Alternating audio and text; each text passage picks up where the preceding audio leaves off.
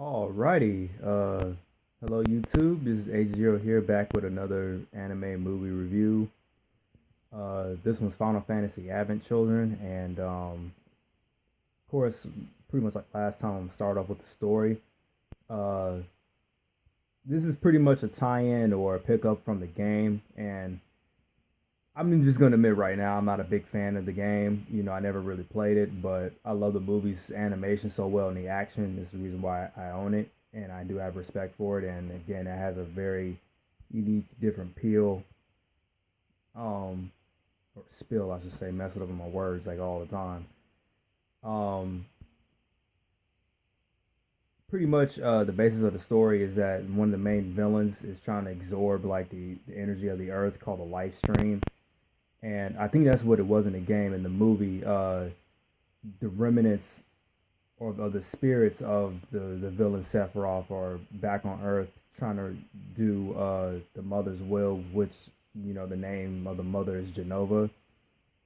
And you really have to play the game um, to get the whole story. The good thing, if you get the DVD, they have like on the first. It's a two disc. The first disc gives you a brief catch up to what's going on if you want to watch that before you watch the movie, so you won't get lost. But some of the dialogue in here is very good. You know, Again, I did borrow some elements from my comic book personally, because it was one line in particular that Cloud had said that I really liked the most, and I could see them putting that in the martial arts film, especially if you destroyed someone and they still haunting you, and even that's prevalent in the story as well. Pretty much that's just the bits of the story. It's really more of an action science fiction thriller. This is the Final Fantasy that fans had really wanted when seven, wow, not seven, when Spirits Within had came out. They wanted something close to like this in the game because seven was one of their best, titles, and I think Final Fantasy X was also, but seven is the highest one. I even hear rumors that they're remaking the game now. It's gonna be a big expensive thing. That they're in Kingdom Hearts series, and the third one has just been announced. I don't know if it's released yet because I really don't follow that heavily. But even just looking at it, how epic and cool it is. The Disney characters and these characters in the game, and it just makes for one good storytelling and action and oh, excuse me. And you know, like I said, I'm not a heavy fan, but I don't hate the material either. Going on a technical side, like I said, the animation that Squaresoft and Enix I did in this film, it looks breathtaking. Like it just blows that they didn't get any kind of award, but at least for the visuals, I understand for the story, but you know, I think we were the last ones to get it here in the States. Of course, Japan had it first, and they went to Venice and certain parts of Europe, and screen case the film there. But I remember watching this way before it came out in America. I remember X Play. If you guys watch G4 for Gamers or Tech TV, they were talking about this movie, and I can't remember how long. The movie here in the States came out in 2005, but I'm assuming, yeah, they actually said they worked on it for at least 3 years. And I remember vaguely hearing about it on X Play when Adam Sessler and Morgan Webb were talking about it, and they had a little bit of comedical criticism, and they were saying that we have to wait like extra long, to see the release of this film. And this is before the age of YouTube and the internet, how we got our source. It was just on the climbing ladders and bricks before YouTube had showed up, and then we there's a bundle of information that started coming streaming through. But the next version of this film is a lot better because they improved the lighting, I believe, and of course they added some more gore effects. That was one of the main differences. Also, in the complete version, the they really fleshly, darkly toned. The characters, it pretty much look like Resident Evil Vendetta. You know, you can definitely tell the difference. Even some of the beam colors with Clouds, one of the main protagonists with his sword or his moves or his ability or whatever you want to call it. That's pretty much the gist. Um, the good thing that most of the games, uh, not just Final Fantasy games, but games in general, they look a little bit somewhat like this on a scale. I still think it's toned down because of the hardware and also because of how much time you're given, and also if you rushed it or not. So, but the action in this is really good. It looks like they watched the Matrix a little bit because you can tell when the camera tracks and follows, and it's just one take of a lot of action, and even hearing behind the scenes that you know the people that animated this movie, well, most people that did this movie, they only worked on the games. They didn't have any prior knowledge to film, so that's possibly an additional reason why it didn't receive any awards or got any kind of critical acclaim. But if you show this to like a movie critic, he'll probably say, yeah, they could at least got an award for animation because, especially at the time and when it came out, that's when it was really pushed. But Pixar was dominating and kind of still is and everything. But I'm just hoping and praying that they'll eventually release an action CG movie in theaters with a good political message. And if it's uh if it's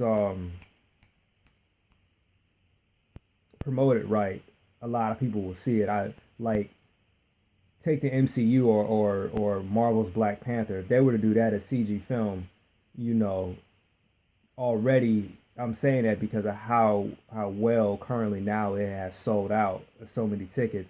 People still would have saw it. Yeah, But I really think that and later I'm gonna talk about this when we get to the Animatrix. There's so many boundaries that they put on animation, like you know, certain action and violence and sexual innuendos, certain taboo political or religious topics in animation is taboo, as well as people only see it as for children. They don't really understand the history of animation, and this is you know why I'm going to talk about it in the Animatrix because it's a lot more history heavy prone there. But I tell this to people all the time. It's only for kids because they realized, well, Disney was pretty much the start of it. He was the one that realized, yeah, I can, if I hit my target audience, which are children, which are a lot more of them in America, I can make more money tickets on top of adults having to pay, to come see my movies or, theater or whatever you want to call it. So I get into those arguments all the time, and it's funny how they say people here in the South. Uh, I'm not going to say a particular group in general because I don't want to be attacked, but they say that these certain groups of people don't like animation at all, and you know, um, even going to the Art Institute, I remember one day some guy casually, one of his best random insults was that a bunch of cartoony, motherfuckers that are in here, and I was like, you got to be kidding me, yeah. Number one, you're in the art school. Then number two, you just randomly come up in here. But that's a small little side banter. And, personally, I can really care, about their opinion because, like I said, I know the history of animation. I even had a class on it before, I started looking up stuff on my own. I actually took that class twice because I failed it once. But, and I'm even still friends with the teachers. So, even on top of watching more documentaries in animation industry in general, and how much of an impact it has. I can really tell people that now. It's only for children because Disney was the first to realize we can market it to kids because it's more of them here in America, and at the time as well, you know, I think America was in the First World War, like right. I can't. Don't quote me on this. When Disney had showed up like in the 30s or late 30s, possibly 40s, and that was the beginning of the world wars. So he pushed his characters out there. Same thing that DC in the beginning of Marvel kind of did with Captain America, Superman, and Wonder Woman. So yeah, I hate people that are the outsiders assuming, and they don't want to step in. The good thing is that most adults in America, they love animation regardless if it's CG or if it's cartoon. They Because they grew up watching it and they know how innocent it is, and how even with regular film it's nice to get that escape. But you just saying it's a kid's plaything.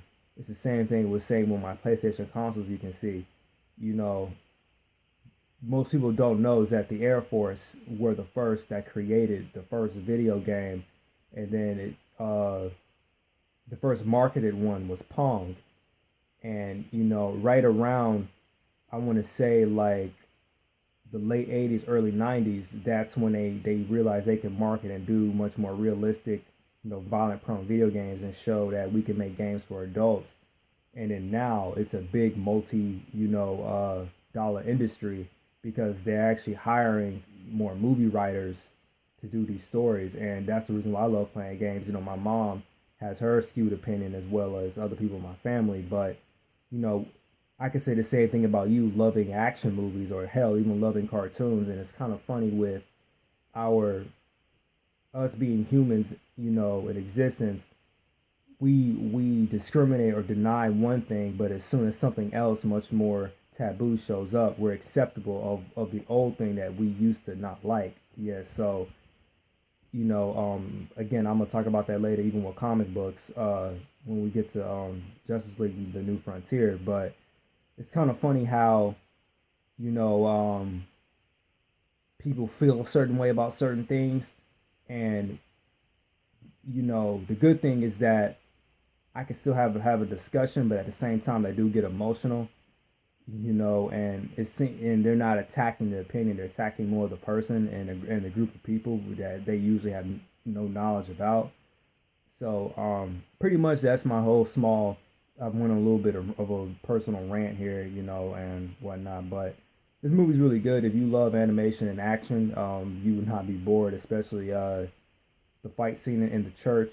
That was one of the best fight scenes I really liked, between the characters Tifa and Laws, and the one with Cloud of Sephiroth at the end, especially when they do the complete version. They add more blood, and that has a lot more footage. But I'll talk more about that when I review it. So yeah, I'll talk to you guys later. Peace. Oh, I burped.